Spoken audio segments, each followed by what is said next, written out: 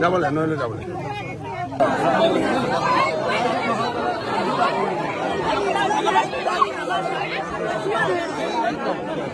দেখুৱাব আৰু মথাউৰি তথাউৰি মই ঠিক ঠাক কৰি দিম সোনকালে আপোনালোকে ঘূৰি যাব পাৰিব।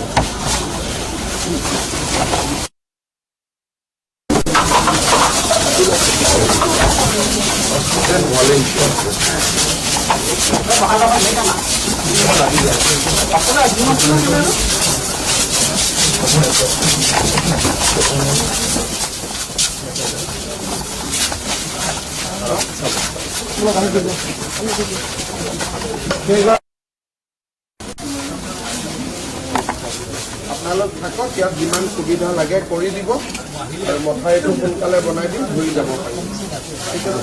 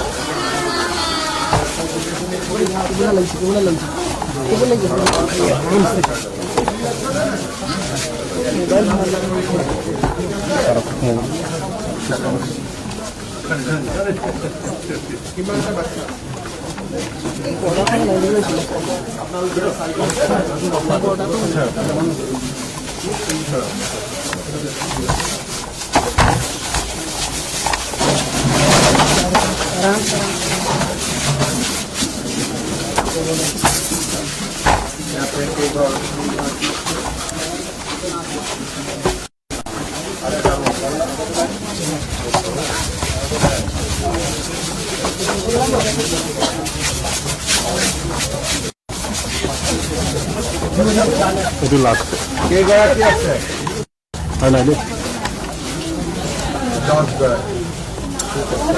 তাৰ পৰা আহিছে নহয় জানো? ঘৰত পানী উঠি গৈছে কংকালৰ পাইছে। মই গৈ চাই আহিছো। মই তাতে যাওঁতে আপোনালোক আহি আছে। ঠিক আছে, মই সোনকালে ঠিক ঠাক কৰি দিম ৰাস্তা মথাউৰি।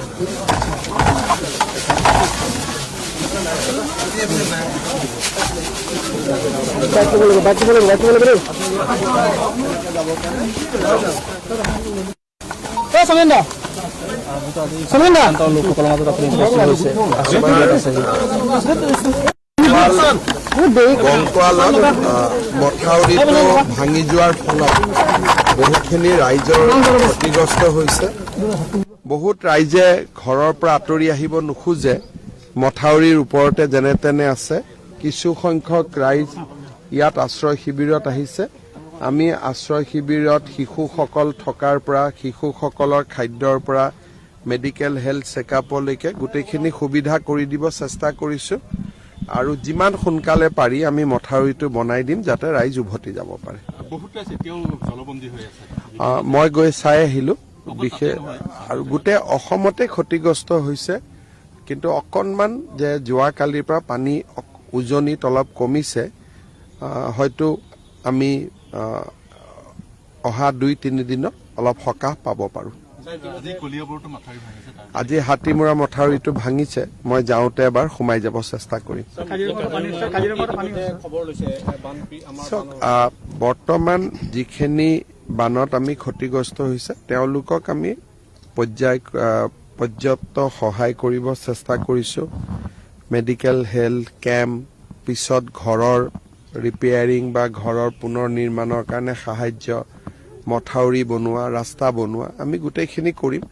আৰু যেতিয়া আমি ভাবোঁ যে আমি নোৱাৰোঁ, প্ৰধানমন্ত্ৰী ডাঙৰীয়াই কৈ থৈছে যে মোৰ পৰা কিবা সহায় লাগিলে কবি, আমি লগে লগে সহায় বিচাৰিম।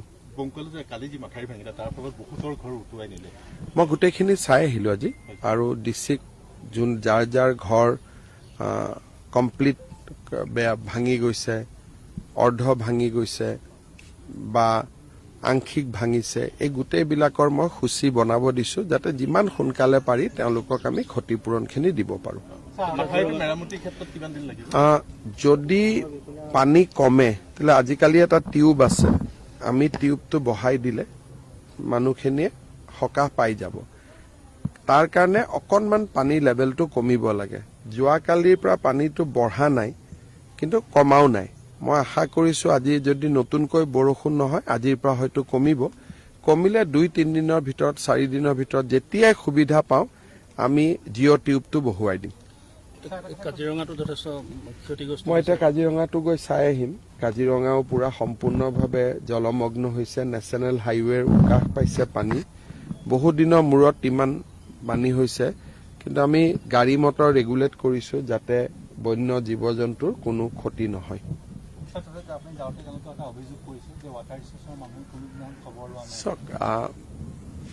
বানপানীত মথাউৰিটো ভাঙিলে এইটো সত্য কথা, আৰু বাকী ৰাইজৰটো যেতিয়া এটা মথাউৰি ভাঙি যায় ৰাইজৰটো অভিযোগ থাকিবই। গতিকে বিষয়খিনি মই মন্ত্ৰী ডাঙৰীয়াক ক'ম যাতে চাই।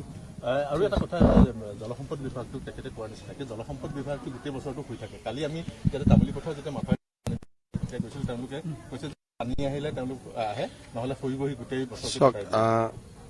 জলসম্পদ বিভাগত যোৱা 3 বছৰত বহুতবিলাক কাম হৈছে, মথাউৰি হৈছে, মথাউৰিৰ ওপৰত ৰাস্তা পকীকৰণ হৈছে। আজি আপোনালোকে চাওক যে উজনিত গোটেইকেইটা অঞ্চলতে বিপদ সীমাৰ ওপৰেদি যোৱাৰ পিছতো আগে পিছে যেনেকে অ'ত মথাউৰি ভাঙে ত'ত ভাঙে, আমি তেনেকুৱা খবৰ এতিয়ালৈকে পোৱা নাই।